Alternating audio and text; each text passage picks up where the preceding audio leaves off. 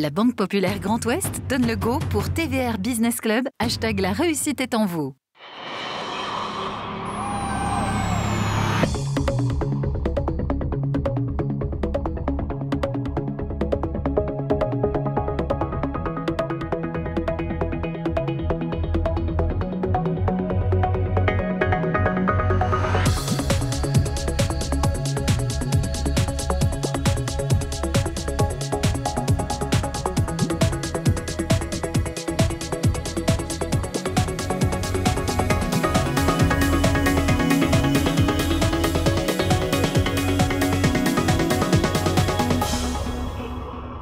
Bonsoir à tous, soyez les bienvenus au cœur de l'Atrium pour votre TVR BP Go Business Club, l'économie décryptée par ceux qui la font. Nous allons parler d'une véritable passion aujourd'hui avec notre invité, un véritable allumeur d'images capable de sublimer les plus beaux édifices.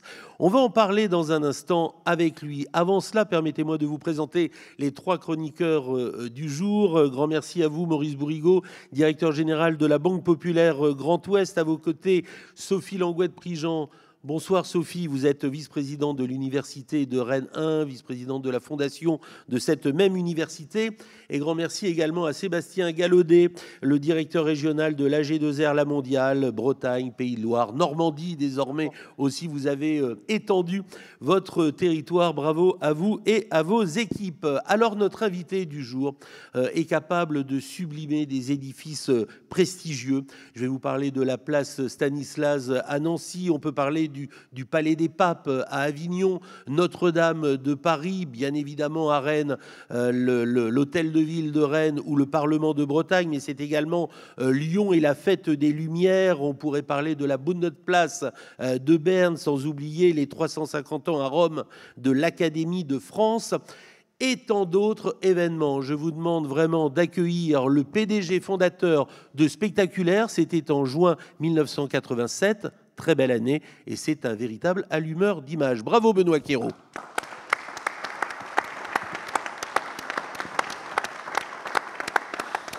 Prenez le micro, Benoît. Merci de nous rejoindre. Ce que vous faites avec vos équipes depuis 1987 force le respect. Pour lancer un peu cet entretien, tout a démarré peut-être un jour par du bricolage. Vous avez un peu essayé de faire des choses qu'il a fallu mettre un peu en lumière et cette passion du beau, de l'éclairage et de cet allumeur d'images est arrivée. Oui, on peut dire ça. Comme souvent, c'est une histoire de rencontre. Passion du bricolage, mais surtout une découverte des bistrots de Rennes. Et là, on discute. Un copain architecte un peu ennuyé parce qu'il n'avait personne pour construire un décor de théâtre, m'a sollicité. Ça tombe bien, j'étais fauché. Et donc, 8 jours, 15 jours, travail jour et nuit, ça a donné un... Alors, je vous la fais courte, hein. J'ai compris le message. Ça a donné un décor qui était satisfaisant. Après ça, on m'a dit, on va tourner. Ah, bon, là, j'ai compris ma douleur. J'aurais dû faire ça plus léger. Et ensuite, j'ai découvert un monde que j'ignorais totalement. Et de salles d'opéra en théâtre, ici ou ailleurs, est née une passion pour la lumière. Cette passion de la lumière pour sublimer, raconter des histoires. Et on pense beaucoup au peuple ukrainien et ce qui s'est passé un 4 avril devant vraiment cette cathédrale Sainte-Sophie à Kiev. 50 000 Ukrainiens devant. Et ça, vous en avez encore une émotion palpable quand on vous rappelle cet événement. Bien sûr, et des frissons. On a été en 2015, au 4 avril, merci pour le rappel de la date, à quelques centaines de mètres de la place Maïdan, qui fumait encore. Et on a eu l'audace, c'est vrai, toute l'équipe, je ne suis pas tout seul, de faire un spectacle sur la liberté. Et on est retourné l'an dernier à Maïdan. Et c'est vrai qu'on avait constaté que les Ukrainiens était dans l'idée d'une guerre à venir. On a pu visiter les sous-sols, etc. Et c'est vrai que notre petit métier d'allumeur d'images, peut-être considéré comme futile, tutoie quand même des grandes causes, des grands moments. Et il y en a eu d'autres. Celui-là est particulièrement impressionnant. Maurice Bourrigaud, directeur général de la Banque Populaire Grand Ouest. Oui, cher Benoît Cœurot. Je ne peux pas croire que vous n'êtes qu'un homme d'affaires, on le voit dans vos premiers propos. Est-ce que vous êtes l'allumeur de réverbères de Saint-Exupéry et du Petit Prince? Ah, c'est une belle référence parce que j'ai compris que, vous savez, la poésie, celle que on nous demandait de répéter à l'école, en fait, c'était pas ça vraiment. La poésie, pour moi, elle est essentielle. C'est bien plus que des mots qui s'accordent. C'est une façon de penser. Et bien sûr, dans notre art, et puis en cheminant aussi avec d'autres et au gré des rencontres, l'idée, c'est qu'on a toujours essayé de donner du sens à ce qu'on peut faire. Il ne s'agit pas de faire poète-poète, c'est rouge, c'est bleu, c'est ce qu'on veut, mais c'est un langage à part entière, de nature universelle, je crois, l'image, le son, qui permet de communiquer avec d'autres gens, d'autres peuples possibles. On exporte, j'ai coutume de dire qu'on exporte en France, en Europe et puis dans le monde, pour un petit plouc et une bande de petits ploucs bretons, d'aller planter le drapeau breton comme ça, bien loin. C'est extrêmement gratifiant et je pense que chacun d'entre nous se nourrit de ça. On a été accueillis à Ho Chi Minh par des Bretons. Voilà. Jodhpur aussi.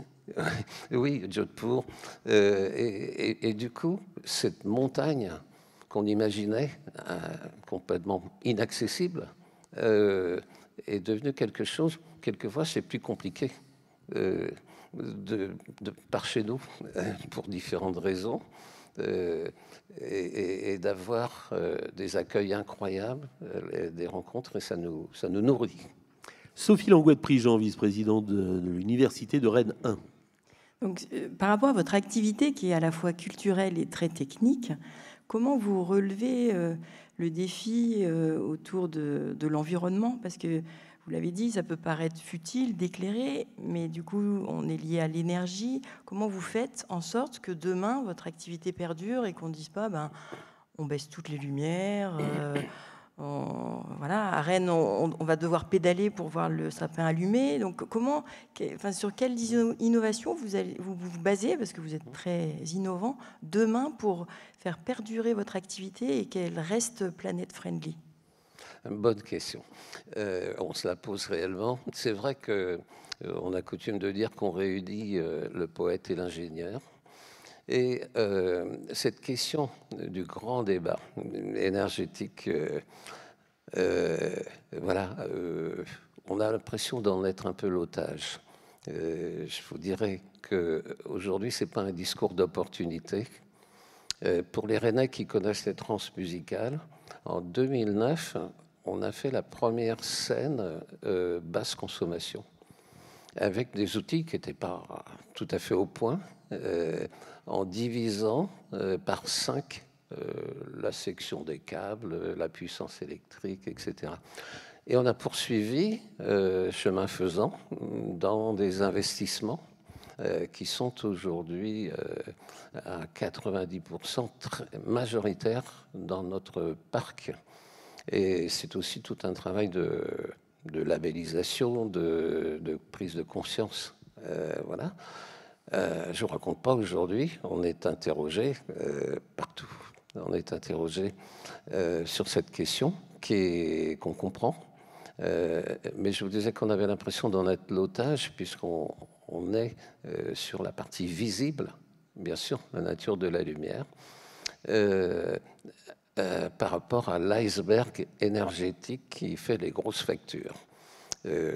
Pour chacun des projets qu'on entreprend cet hiver, on a édité une note de calcul pour raconter l'affaire et pour y compris aller jusqu'à quantifier en euros la dépense. Alors, je vais prendre Rennes, puisqu'on est à Rennes, mais je pourrais prendre Quimper ou ailleurs. À Rennes, pendant toute la durée de notre intervention sur la place de la mairie, y compris les essais nécessaires au départ, on est sur une consommation qui nous semble raisonnable et qu'on peut chiffrer à 637 € sur la durée, c'est-à-dire du 14 décembre jusqu'au début janvier 2023. C'est important en tout cas de donner ces chiffres, ça donne une perception plus réelle. Sébastien Gallaudet, AG2R La Mondiale. Oui, alors on évoquait, vous êtes aujourd'hui son, lumière, musique. Vous êtes ce qu'on peut peut-être appeler aussi aujourd'hui à l'ère des écrans, de l'individualisme quand même. On regarde nos écrans. Un conteur d'histoire et peut-être un conteur des temps modernes. Et donc la question que j'avais envie de vous poser, c'est est-ce que le regard est universel au regard de tout ce que vous proposez, et notamment à l'étranger? Est-ce qu'on pose le même regard au Vietnam, au Brésil, à Rennes, en tout cas de vos scénarios? Alors, cette question m'interpelle vraiment parce que cette histoire de regard, elle est peut-être à l'origine du positionnement qui peut se traduire dans nos projets, ici ou là. J'ai compris dans mes débuts, voilà, à l'époque, les cheveux longs, etc., les branleurs de 20 ans, on essayait de connaître un peu ce que c'était ce métier. Il y avait peu de formation, jusqu'au jour où j'en ai saisi une qui était pilotée par un certain monsieur qui s'appelait, il est décédé, Henri Alcan, un maître de la lumière au cinéma, Raoul Ruiz et bien d'autres. Et ce monsieur, on avait 5 jours avec lui. Il nous a convoqués au musée d'art et d'histoire de Nantes. Je m'en souviendrai toute ma vie. Et c'est vrai qu'à plusieurs, on a été invités à regarder la lumière dans les tableaux. À Rennes, on a aussi des Delatour. Et vous voyez l'histoire du clair-obscur. Et à partir de ce jour-là, non, j'ai pas pigé du tout le truc. Au-delà de ça, je me suis dit que c'était peut-être la plus importante journée professionnellement parlant, puisque j'ai d'abord, et je pense que nos productions, c'est un rapport avec le regard qu'on peut avoir. Et ce n'est pas uniquement de brancher une prise, etc. Donc ça a été extrêmement fondateur. Et là, pour rebondir après sur le regard, effectivement, on est fait de notre culture qu'on travaille avec nous, qu'on nourrit. Mais on n'a pas pris de vent dans des pays qu'on ignorait, qu'on ne connaissait pas, avec des langues différentes. Peut-être toujours par l'idée que ce langage de l'image, de la lumière, du son combiné, etc., est en fait un langage universel. Et on a apporté quelque chose qui est de l'ordre de l'étonnement pour des pays primo-regardants. Je me souviens à Ho Chi Minh, un spectacle sur le palais de... je ne sais plus comment il s'appelait, un palais qui était le dernier palais de la réunification que les Américains avaient quitté. Il restait encore des bouts d'hélicoptères, des trucs comme ça sur place. Et alors, en arrivant, en faisant notre projet, on avait intégré une chanteuse vietnamienne dans notre scénario, en direct. Le comité populaire avait posé des fauteuils, mais 4 fois plus grands que le mien, là, avec des bouquets de fleurs et des friandises. Et derrière, on a bloqué la ville avec peut-être 1 million de spectateurs, de Vietnamiens, qui voulaient rentrer et qui ne pouvaient pas rentrer. ça a été une négociation avec l'ambassadeur français qui a finalement réussi à obtenir l'ouverture des portes une fois que le Compop a été satisfait, avait vu la première représentation. Et du coup, ces gens-là découvraient cet art et c'était extraordinaire. Et donc, on a eu la chance d'être un peu, comment dire, précurseur de ce domaine. Mais aujourd'hui, ça va vite. Ces salauds de jeunes qui nous rattrapent, qui ont des belles idées, et qui sont capables de faire de belles choses, voilà, nous font rester aussi vigilants. Maurice. Oui, on le voit physiquement, vous avez des étoiles dans les yeux. Merci infiniment Stéphane, hein, pendant ce mois des fêtes de fin d'année, de Noël et on comprend avec vous que la beauté est dans le regard de celle ou celui qui la voit. Quel est, du point de vue de votre équipe, votre plus beau souvenir, le plus émouvant, mais du point de vue collectif, pas seulement le vôtre personnellement? Il y a un moment où on réalise quelque chose d'extraordinaire qui nous crée des émotions sensationnelles. De votre point de vue, du point de vue de votre équipe, quel est votre plus beau souvenir? Vous faites bien de le rappeler que c'est une question d'équipe. Et je suis entouré par, justement, toutes sortes de gens. Il y en a même des camionneurs qui sont convertis, qui sont venus faire de l'image avec nous, des musiciens. On est très majoritairement issus du monde du spectacle. On s'est retrouvés sur l'idée un peu folle d'entreprendre des choses qui nous dépassaient chacun, qui allaient un petit peu au-dessus. Et donc c'est cette idée de défi, cette idée d'élévation, quelque part, qui nous a amenés à avoir du culot par rapport à ça, à ne pas rester dans le juste service technique nécessaire, mais une curiosité. Alors, j'entends que c'est un peu la mode. Les entreprises qui réussissent s'appellent aujourd'hui ou se convertissent au label entreprise à mission. Et, ben moi, je voudrais lancer un truc qui s'appellerait les entreprises à passion. Donc, avec... Et votre plus beau souvenir, alors? Ah oui, c'est vrai. La passion. Il nous reste 6 minutes d'émission. Ah ouais. Ben, c'est la question piège parce qu'il y en a un vrai paquet, mais ça a toujours été... Celui qui va venir. Oui, mais ça c'est la formule. Mais ça a toujours été quand l'équipe créative...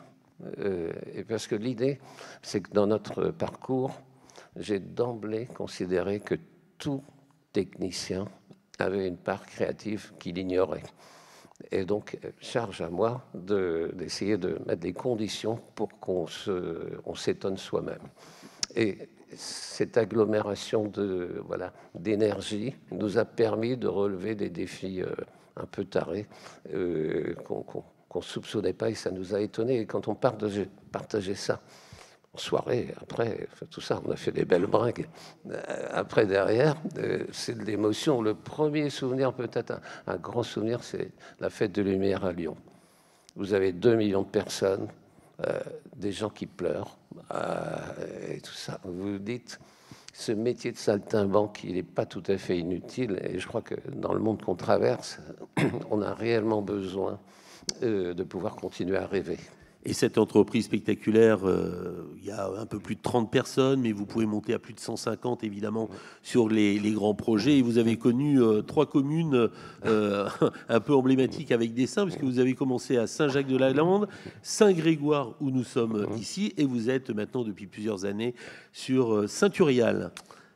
Absolument, à l'orée de la forêt de Brocéliande. Voilà, qui vous inspire au quotidien. Vous, le costarmoricain, est très très fier de votre département de naissance. Absolument. Sophie, alors on va aller très vite. Question-réponse, il nous reste 5 minutes à peine. Vous êtes un homme engagé sur votre territoire. Pour l'avoir expérimenté, quand on vous sollicite pour témoigner auprès de nos jeunes, Vous répondez présent. On l'a vu avec les parrainages de la Fondation Rénin. Et c'est vrai que vous avez un discours très inspirant auprès de nos jeunes. J'aimerais avoir votre regard sur cette nouvelle génération. Est-ce qu'elle vous interpelle, elle vous rassure, elle vous inspire, elle vous inquiète? Quel regard avez-vous? Tout à la fois. Tout à la fois, mais en même temps. Vous ferez au niveau du recrutement, où vous êtes justement attractif et les jeunes se battent pour rentrer chez vous? Ouais, alors on est très sollicité pour des stages et tout ça, et on en prend. Et bien sûr, on pense que c'est nécessaire. On pourrait penser que effectivement, bon, c'est vrai qu'on a perdu avec le Covid, on a perdu 20% d'effectifs. C'est un peu la galère, comme dans plein d'autres secteurs. Le regard qu'on a sur justement les jeunes, ceux qui vont faire demain et tout, il nous étonne quasiment tous les jours. Là, aujourd'hui, ces jours-ci, on est en pleine production des projets de Noël et on est un peu défoncé par l'ampleur de cette période de crête. Et on est arrivé où on a un certain nombre de pionniers, dont moi, là, avec des formules entre 20 et 25 ans, ou un peu plus, et des gens, gars et filles. Ça a été une grosse nouveauté qu'on a connue aux alentours des années 2000. On a féminisé. Aujourd'hui, on ne fait plus une équipe, on ne fait plus un projet sans inclure une ou plusieurs filles dans le projet. Et d'une part, comment dire, c'est toujours pareil, l'autre regard, ou le regard complémentaire, parce que dans notre métier, aucun d'entre nous ne le fait tout seul. On est forcément obligé de travailler ensemble. La dernière minute, question-réponse avec Sébastien. Alors, on est quand même au TVRN Business et globalement, on est de la poésie, on va revenir aussi au côté pratico-pratique. Beaucoup de collectivités vous sollicitent. Vous avez aussi une activité vis-à-vis des entreprises. Vous avez mis votre gouvernance en Bretagne. Ouais. Comment aujourd'hui on fait par rapport au contexte économique? Quels sont aujourd'hui vos besoins et globalement vos rapports aux entreprises, puisque une partie aussi des activités se voit portée par les entreprises. Donc, quel regard vous portez aujourd'hui sur ça? Ouais. Merci de cette question, parce que c'était au départ l'idée qui m'avait fait dire « ouais, j'y viens à la télé », pour justement dire qu'on ne fait pas que ces spectacles qui font un peu rêver au-delà de nos frontières, que ce soit à l'étranger ou même en Finistère. L'idée, c'est qu'on a une offre directe pour les entreprises. Quelque part, qui est issue de notre savoir-faire et de notre laboratoire spectaculaire. Et qu'on applique pour les grands moments des entreprises. Vous, les grandes banques, etc., vous faites des grands-messes, voilà, où vous voulez vous mettre en scène, vous avez besoin de vous mettre en scène pour faire passer vos messages. On assure des décorums et bien plus, les moyens techniques, etc. Et on est aussi en train de développer un projet qui s'appelle Pigment, de l'ordre de la recherche et du développement. Et puis, je vais vous donner une petite anecdote supplémentaire. On est en train de proposer des mises en lumière qui n'utilisent pas de projecteurs de lumière, et qui utilisent des vidéoprojecteurs LED laser, très basse consommation, qui font qu'un éclairage va pouvoir devenir innovant, va pouvoir avoir un contenu, et on va pouvoir le piloter depuis un endroit. Comme chez nous, partout en Europe, dans le monde, en France.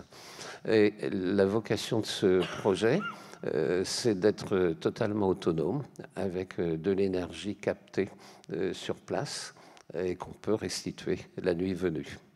Eh bien, ce sera le mot de la fin. Merci beaucoup.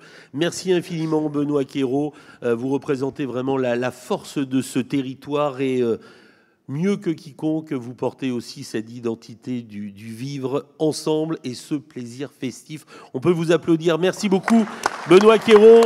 Spectaculaire, les allumeurs d'images. Merci beaucoup, Benoît. Merci aux chroniqueurs, merci au public. Et merci également chez vous pour votre TVR BP Go Business Club. Merci à toutes et à tous.